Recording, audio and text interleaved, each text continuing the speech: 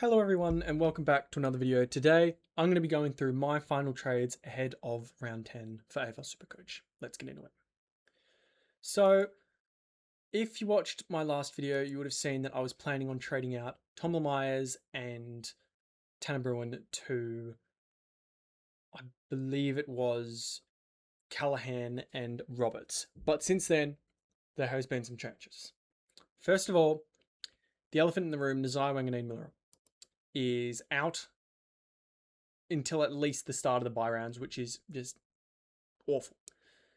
I feel bad for the guy, calf injury, not a good injury to have, but it hurts for our teams because not only did we get the donut against the Suns, now he's not going to play Richmond, Freo, and Hawthorn. We're only going to get him after the byes, and it's going to make round 12 bye a lot harder if you choose to hold him.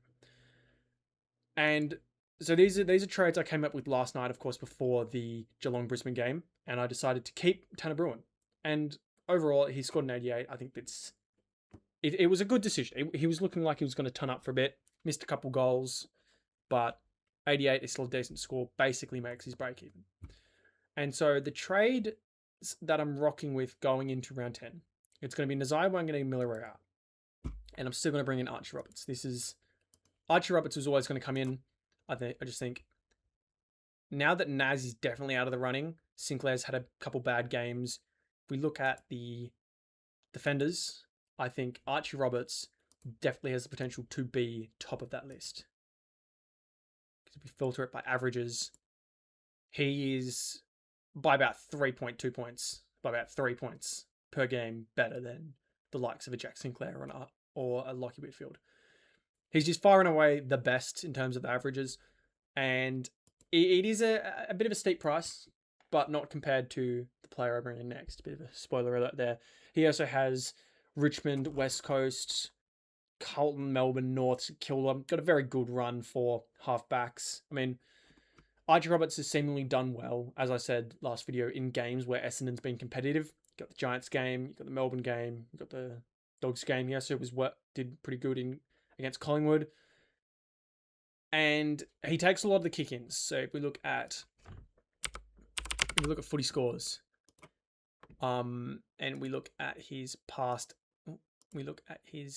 games, the Giants game, he takes 43% of kick-ins, gets 42 touches, 31 kicks.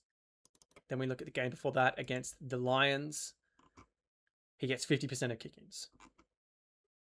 And these just taking a lot of kick-ins for a team that, no offense Essendon fans, isn't really that good. That's why he had such a big score, because he's taking 7 kick-ins and Collingwood got 17 points. That's why he's getting a lot of the ball here. And if he's not taking the kick-ins, it's like a 50% chance that he'll be in the chain. So the person kicking in, let's say a Jackson Pryor or Jacob Farrow, are kicking to Archie Roberts, and he's getting a lot of these cheap touches. If we look at his heat map in a game like this, look at that. It's a crescent. It's a moon, basically. If anything, it kind of looks like a bit like a bow and arrow. But yeah, Archie Roberts is just getting a lot of touches along the half-back line. The perfect seagull roll, think Luke Ryan 2024. Because if we look at Luke Ryan's stats then, he was a true seagull. 116.6 points, pretty much just, he can chuck out a massive score, 197, 156, 165, but yeah, just getting a lot of the ball. And I think even when Redmond came back in, it didn't really affect him. Because we look at how Redmond did. Redmond, 18 possessions, 12 kicks, 5 marks, 70% time on ground, so not that bad. He took 2 of the kick-ins, but this was not a very kick-in heavy game. Giants were pretty accurate. I don't think the same can be said for his upcoming opponents. I mean, Freo, they're a pretty good side. You'd assume they'd kick straight. But then the rest of these sides, I don't have that much confidence in their goal-kicking accuracy, which means Archie Roberts, I think, is the best pick for this round. Then my other trade, if I can actually remember what it was. Yes. It was Lachlan McAndrew, which it sucks to get rid of him, but I am bringing in Brodie Grundy. And my plan was to bring in Brodie Grundy next round. And I know he does have a massive break-even of 183. However, Darcy Cameron has been ruled out of this Sydney game. We look at... If we look at the team sheets, you'll see that he is not playing. He is injured. And so it will be up to Oscar Steen to shoulder the ruck load. On top of that, Hayden McLean is also out, and Hayden McLean is a very good backup ruck in my opinion. And both him and Peter Laddams are emergencies, but it's unlikely they'll come in. So you have Brodie Grundy solo rucking up against Oscar Steen. I couldn't think of a better matchup. Oscar Steen has played, 7 games, 8 games maybe, against one of the best ruckmen in the game right now. I think he's a very good option. I'm chucking the VC on him, as you can see here. 120 projected, I reckon he can get a lot more than that. He might even make his break even, because he's done it before this year. He's gotten 184 against a weak opponent. And he hasn't really, apart from that West Coast game, he played Nick Madden for the Giants. He's a bit more of an experienced rookie ruck. He hasn't really played a super easy opponent. But he's got Oscar Steen, he's got Mitch Edwards, and he's got potentially Nank in his first game back. I think this run, he could average 150. We could see what we saw from him in the second half of last year, when he was just bulldozing opponents. 150, it was mental. 161, 155, 159, 179, 127, 154, 153, 137, 200. I reckon we could see a similar sort of run from him through this bye period. And it's also getting rid of Lachlan McAndrew, who he's going to make a little bit more cash. But if we actually look at him,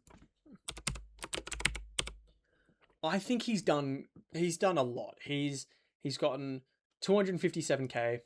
He has a break even of 53, but he's up against Tristan Cherry, who is a daunting matchup.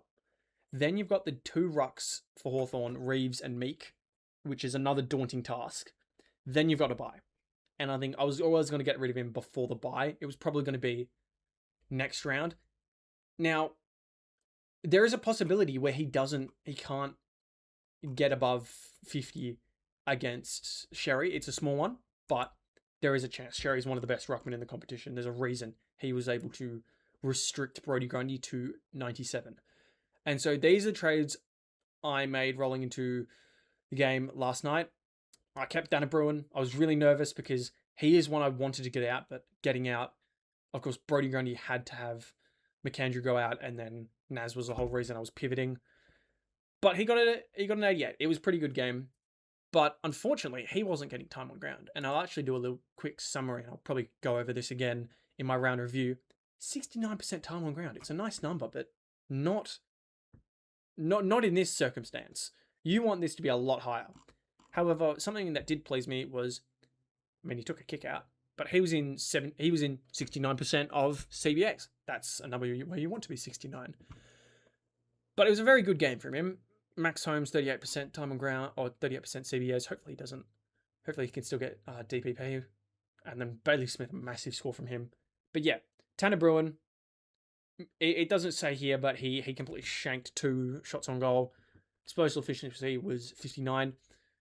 And I reckon, because if we forecast towards next round, and I'm going to go over my spreadsheet a bit just after this. If we forecast to what Tanner Bruin will be priced going into the next couple rounds, you've got an 88 here against Brisbane. That only drops him by 400k. Drops his break even down to 73. And if he has a good game against the Swans, which I reckon he can, if he goes at an 85, he basically goes right back up to where he was. And then I'll probably get rid of him here, even though he has a low break even, just because of my plans, which we will go into now. Because I've updated the spreadsheet, And as you can see, I've got McAndrew out, I've got Naz out, I'm bringing in Roberts and Grundy.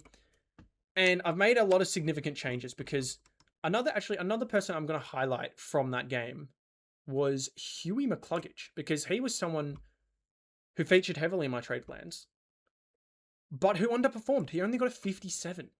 And Huey McCluggage with a 57, this really impacts the sort of positive growth his 3-round average was generating. Not really generating, it's a wrong term, but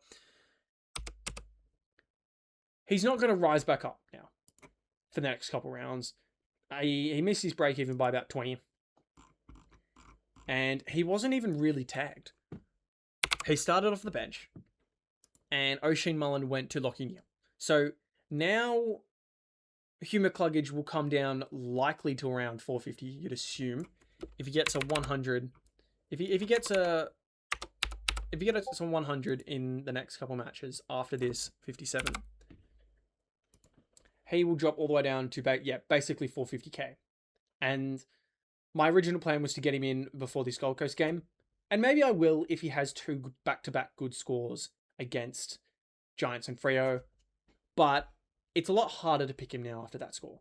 Of course, Geelong is a good midfield, but you want to see better. You want to see more, at least an 100.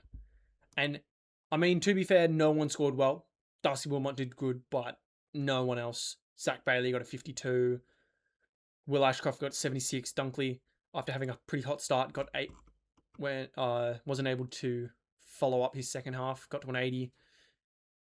Draper got 85. It wasn't a good scoring for Brisbane, so I think you can definitely afford to wait a bit more longer on him now. And so going back to the spreadsheet, for next round, I'm sticking strong. I've got Zach Merritt. And because this was originally supposed to be Grundy, that was originally supposed to be Callahan. And Callahan is one that I'm going to have to miss out on just because I want this really good run. Of course, Merritt, as we saw with Roberts, has a really easy run after this Freo matchup. And Freo might be a bit harder for midfielders, which is why I think I'm electing to get Merritt next round. Actually, because he has a break even quite high. And to get him, I'm trading out Blamires and Sardis. However, Sardis has been named. And if Sardis comes back in a bounce-back game after everyone's traded him out and scores like a 95, I'll just have a look and see what he's projected at, because I might not end up selling him. And I have plans for if I don't have to sell him. So, Sardis, still got a break-even of 3. He's still got a lot of cash to make. Then he's got Richmond and West Coast. If he keeps his spot going into these couple of rounds. And meanwhile, I'm saying he's back. He might not be back because he's part of the extended bench. I don't want to get ahead of myself, but there has been rumors that Jai Caldwell might not be up, and then he might just be an emergency. And if that's so, Sardis is locked in. Even if not, I'd assume if Caldwell's back, he's replacing Sharp. Then you've got either Ben McKay, Setterfield, Gresham, and Sardis to replace Zach Johnson. Gresham and Setterfield are off the table. I think if you want to bring Setterfield back in, you'd bring in Sardis anyway. Gresham does not play halfback, and he's kind of arse. And then it's Ben McKay or Elijah Sardis, and I think Zach Johnson's more of that halfbacker, maybe rotates a bit through the mid. Sardis is a much better fit than Ben McKay, and Ben McKay is also kind of arse. So if we have Sardis coming back, where is it? And let's say he scores an 85 against a midfield that's missing Hayden Young. And who else are they missing? Missing Corey Wagner. I'm not sure that affects that much. Then he goes up to 306 and his break even goes down to 39. Then if he scores a 90 and a 90 against West Coast and Richmond, this is assuming he stays in. If he gets named here, of course I'm going to keep him. Then he's up to 350. I don't want to have to rely on that. So I've got myself selling him after this round. Of course, if he does do well, then I can always sell Pooh then here, and then sell Sardis over here, and that actually frees up a lot more money. Because it frees up more money in the short term. Because if instead of D5 I sell D10.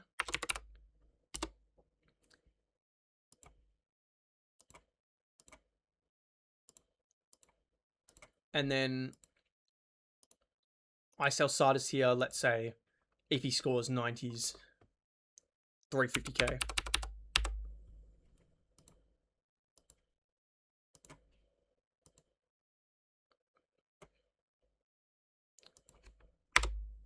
That goes up to 5.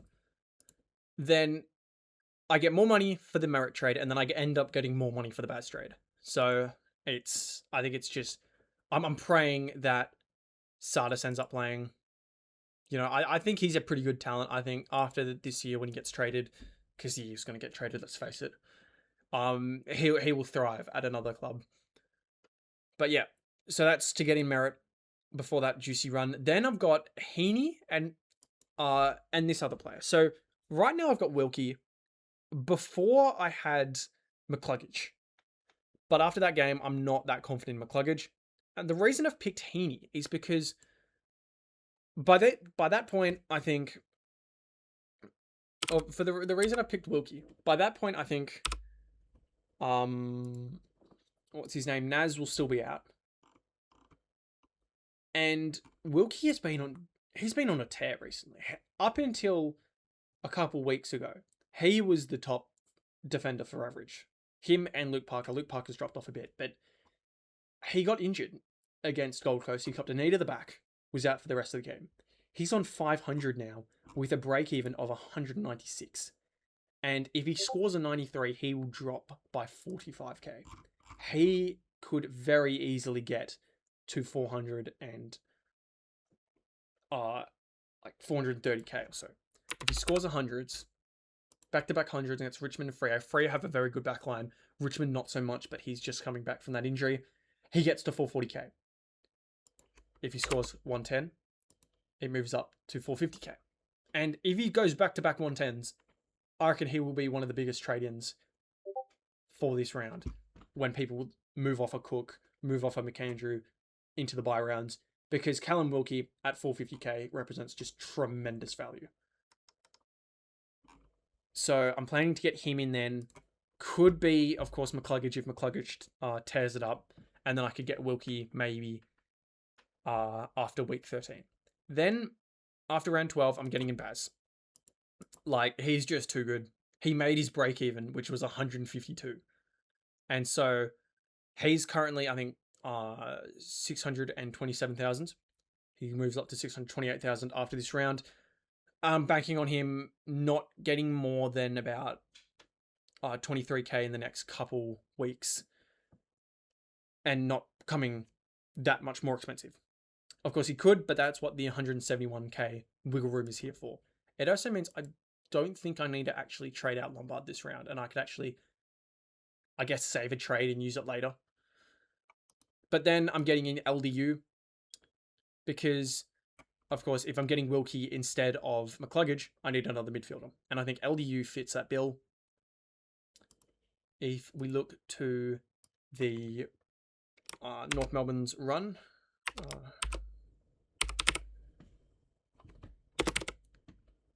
I'll tell you what, SuperCoach should let you type like initials in here. Like I should be able to type LDU or Naz in there and it comes up with Luke Davies-Uniacke. But if we look at his run, he has an early bye, which is a big reason I'm getting him after round 13. He's got Adelaide, Gold Coast, Freo. Of course, Gold Coast is a good matchup, but I will have to forego that. And then it opens up. He's got West Coast, Richmond, Essendon. During the bye rounds, when in round 15, of course, I'll have Heaney, I'll have... Or if we actually look at the byes, round 14, I'll have Dacos out. That'll be pretty fine. Round 15, I will have Heaney, Merritt out. And then round 16, I'll have Bont, Holmes, Baz out in the midfield. Luke Davies-Uniacke provides some good scoring through those rounds against really good opponents. Then he's also got Port, Collingwood, Melbourne, Saints, and then Hawthorn. Of course, he has two tags come the end of the year. But then you've also got Sheasel. And if we saw what happened against Sydney, where both LDU and Sheasel were able to get 125k, 125 plus, then it'll be a very good thing.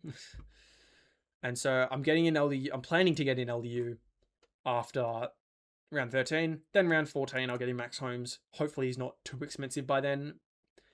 And then that leaves me with 2 trades to get in 1 premium. And I think this... Wait. Yeah, 2 trades to get in 1 premium after this trade. I think it leaves me with... It leaves me needing... I believe it's a forward. I'll have to actually check this. But yeah, I like... It leaves me needing a forward. Because... Actually, no, it leaves me needing 2. Yeah, and it leaves me needing a midfielder and a forward. Sorry. And with 4 trades left, I've got Murdoch still, which is a big asset. And I'll probably have him in my forward line up until this point. And then the other midfielder, I don't know. I can wait and see, basically. It won't be anyone that has the round 16 bye. It'll probably be someone coming out of it. Yeah, I will wait and see, basically, what happens until then. If I give myself...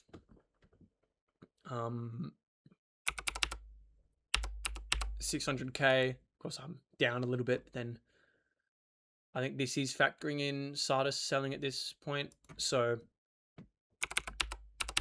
550 leaves me with 29k wiggle room. Then I've got Murdoch, who hopefully with that 29k, once if someone drops down, then I can pick up Murdoch. But then I'm fine having Murdoch as my F6, given I have Grundy in my flex, who's a very good premium scorer.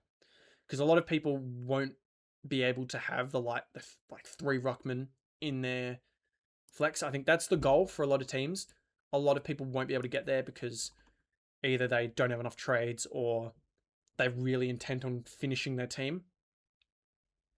But I've made sure also they might get priced out of all of them because, of course, Gawn is coming down a bit. But Luke Jackson is 661, Grundy is 676, and then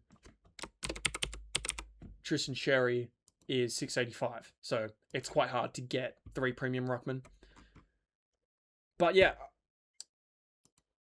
that's my trades for this week. I think I've also been benefited by the fact that there is no good cash gen available. If we go down to basically the sub 200 players, of course, Connor McKenna has already played, but I wasn't going to get him anyway.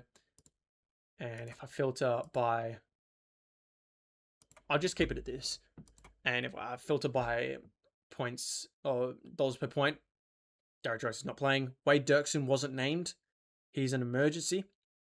And hopefully he does get named next round because of the fact that Voss is not the coach anymore. If he does, I think I'm counting on that for my merit trade. If not, it's negative 20k for everything here, which it hurts, but hopefully it can get recuperated in plays outperforming. Because if someone like Cumming averages more than 65, he will rise a bit more than that. Scroll down the list. Lachlan Smith got dropped.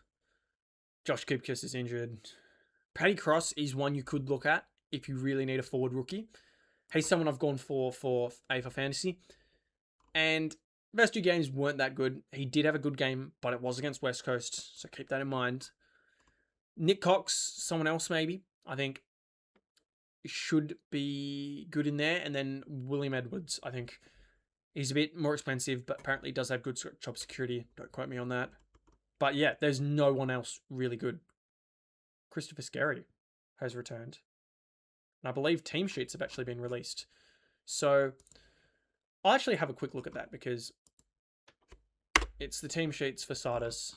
Hopefully he is named. And he is not named. Are you kidding me? What are they doing? Well, anyway. Noah Roberts Thompson named. And yeah. Christopher Scarry's named. That's just brilliant, honestly. Well, I will leave it at that. A disappointing end to the video, for sure. Sardis is not named. That really hurts. What is Brad Scott doing? Why are you naming Will Setterfield? Why? He's old. He's injured. He's injury prone. And if we look at the VFL game and we look at Essendon's VFL game, I think I had a look at this in my round review. Sardis lined up in the center. I mean, Will Setterfield was a follower, but for some reason the Giants are missing someone. If you look at stats, Elijah Sardis, 35 touches. Will Setterfield, 27 touches. Of course, Will Setterfield had one more clearance, had 2 more tackles. They had the same amount of marks. But Sardis Sardis also had a goal and a behind. He objectively had a better game than Will Setterfield. And yet, Brad Scott has named Will Setterfield.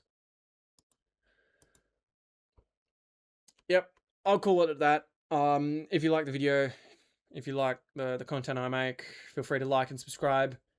And with that, I will see you on Monday for the round review. Yeah, happy coaching. Or not happy if you're Brad Scott. Bad coaching for Brad Scott.